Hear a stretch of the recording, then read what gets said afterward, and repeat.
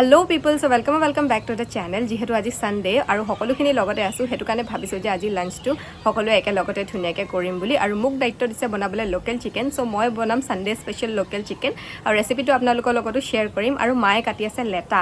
1 केजितकेও बेছি इतियाও लेटा আছে हेखिनिके माये काटि आछे आधाखिनि इतिया बनाबो और आधाखिनि आमी काली লৈ যাম और মই पापा मा তিনটাই काली कबाले गৈ आছো हेतु आपनालोকক कालिए कम सो इतिया बोलक आरम्भ करू बनाबले और आपनालोकको देखाम जे केनेके बनाइছো ভিডিওটো হেকলকে চাই থাকিব সানডে স্পেশাল লোকেল চিকেন বনাবলে সকলোখিনি এফালে পাপাই মোক ৰেডি কৰি দিলে আৰু চিকেনটো মই ধুলো কিন্তু পাপাই ৰাতিপুৱাই গৈ পেলাই চিকেনটো আনিলে আৰু আজি অলপ মছলা দি পেলাই বনাম সো ফাৰ্ষ্টত লৈছো এখন কেৰাহী তাতে দিছো মিঠাতেল অলপ প্ৰথমতে আলুখিনি ফ্ৰাই কৰি লম হেতু কাৰণে মই এফালে তিনটা আলু লৈছো ধুনিয়াকে ফ্ৰাই কৰি লৈছো অলপমান ৰঙচা হোৱালৈকে বেছি দেৰি ভাজিব নালাগে 5 মিনিট মান ভাজিলে হ'ল এতিয়া আলুখিনি আমাৰ ফ্ৰাই হৈ গ'ল সো এখিনি উলিয়াই লম আৰু এতিয়া হেখিনি তেলতে মই দিছো দুখন তেজপাত আৰু লগতে দিছো আধা চামুচ মান জিৰা কাৰণ জিৰা দিলে টেষ্টটো ভাল লাগে তাৰ পিছত দিছো মই দুটা তিনটা কাটি থোৱা পিয়াজ আৰু ধুনিয়াকে ভাজি লৈছো 2 মিনিট মান ভালদৰে মিডিয়াম ফ্লেমত আৰু তাৰ পাছত ইয়াতে দিছো দীঘলকে কাটি থোৱা তিনটা চাৰিটা জলকীয়া আৰু জলকীয়াখিনি দিও ধুনিয়াকে 2-3 মিনিট মানৰ কাৰণে ভাজি লৈছো তাৰ পাছত দিছো থেতেলাই থোৱা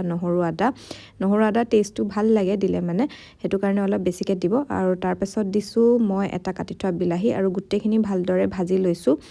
আৰু যিমানে মছলাটো ভাজিব টেষ্টটো হিমানে ভাল হয় আৰু এতিয়া দিছো মই ধনিয়া পাউডাৰ অলপমান ৰেড চিলি পাউডাৰ অলপমান জালুকো দিছিলো অলপমান হালধি আৰু লাষ্টত দিছো অলপমান নিমখ আৰু এতিয়া মছলাখিনি ধুনিয়াকে ভাজি লম যেতিয়া তেলটো মছলা পা সেপাৰেট হৈ যাব তেতিয়া আমি গম পাম যে চিকেনখিনি দিব লাগিব বুলি সো এটা চিকেনখিনি দি দিম ভালকে মছলাটো ভাজি হৈ গল আৰু এটা চিকেন দি পালে 5-10 মিনিট মান ধুনিয়াকে ভাজিম আৰু কেৰাহী লিডখন দি দিম যাতে ভাপত অলপমান হিজে তাৰপিছত আকৌ আমি লিডটো অতৰাই পালে মাজে মাজে এনেকে লৰাই থাকিব লাগিব চিকেনটো যাতে লাগি নধৰে যেহেতু আমি পানী দিয়া নাই আৰু চিকেনৰ পানীটো যেতিয়া শুকাই যাব ধুনিয়াকে তেতিয়া আমি ইয়াতে দি দিম ফ্ৰাই কৰি থোৱা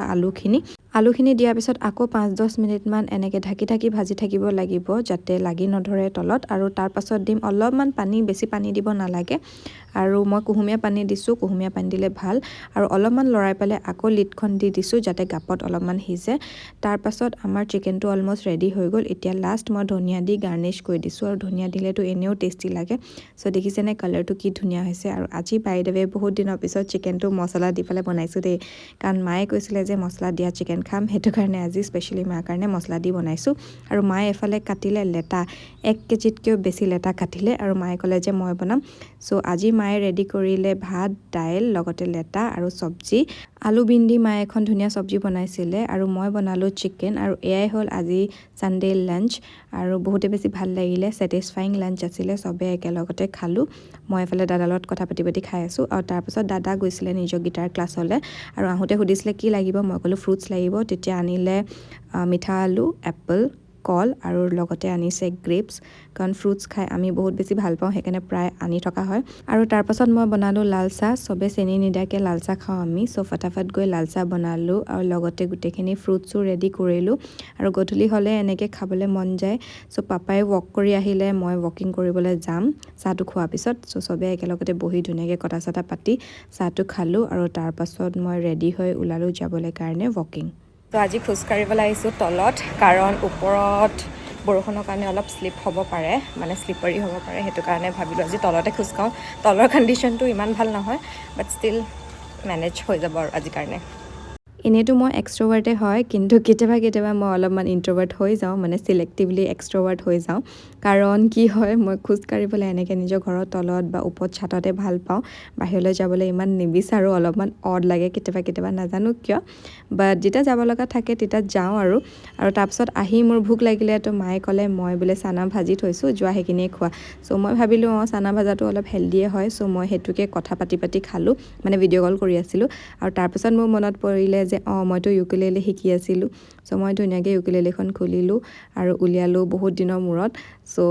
বহুত দিন বজোৱা হোৱা নাছিলে সো আজি ভাবিলো আকৌ ট্ৰাই কৰি চাওঁ মানে মই শিকি আছো পাৰফেক্ট হোৱা নাই পাৰফেক্ট মানে কি মই একোৱে শিকা নাই সো আপোনালোকে যদি জানে কোনোবাই যদি মোক শিকাব পাৰে তেতিয়াহলে DM কৰিব যদি কাৰোবাৰ ইন্টাৰেষ্ট আছে মানে মই শিকিব বিচাৰো দাদা ইমান টাইম নাপায় হেতু কাৰণে মোক শিকাব পৰা নাই কিন্তু দাদাই জানে বজাবলৈ অলপ চলপ এদিন দেখাইছিলে সো মই এনেকৈ কেতিয়াবা ট্ৰাই কৰি থাকো শিকিবৰ কাৰণে এণ্ড আই হোপ যে মই এদিন এনেকৈ চাই বজাবলৈ শিকিম আৰু আপোনালোককো দেখাম বজাই যে মই কেনেকুৱা বজাওঁ অলপ দেৰি প্লে কৰিলোঁ ইউকেলেলে আৰু তাৰপিছত মাহঁতৰ লগত অলপ দেৰি বহি কথা পাতিলোঁ আৰু অলপমান ডকুমেণ্টেশ্যনৰ কাম আছিলে সেইখিনিও কৰিলোঁ তাতে এংগেজ হৈ আছিলোঁ চ' বেছি ব্লগ বনোৱা নহ'ল আৰু এটা ইম্পৰ্টেণ্ট কথা কওঁ যে মই যে আপোনালোকক কৈছিলোঁ ক'ৰবাত যাম বুলি সেইটো এতিয়া হোল্ডত আছে কাৰণ পাপা অলপমান কাম ওলালে সেইটো কাৰণে হয়তো এতিয়া আমি যাব নোৱাৰিব পাৰোঁ কেইদিনমানৰ পিছতহে যাম চ' যেতিয়া যাম মই আপোনালোকক ক'ম আৰু ক'ত যাম সেইটোও ক'ম আৰু আপোনালোকে এইটো ব্লগত দেখিবই যে তাত গৈ কি কৰোঁ চ' সেয়াই আৰু এতিয়া ডিনাৰ কৰিলোঁ ডিনাৰ কৰি মেলি অলপ দেৰি ৱক কৰিম 10 মিনিটমান আৰু তাৰপিছত শুই যাম আৰু ভাবিছোঁ আজি ব্লগটো ইয়াতে সামৰণি মাৰোঁ যদি আপোনালোকে ব্লগটো চাই ভাল পালে তেতিয়াহ'লে লাইক কমেণ্ট শ্বেয়াৰ কৰিব নাপাহৰিব মোৰ চেনেলত যদি ইউটিউবত চাইছে ছাবস্ক্ৰাইব কৰিব যদি ফেচবুকত চাইছে ফ'ল' কৰিব আজিলৈ ইমানেই বাই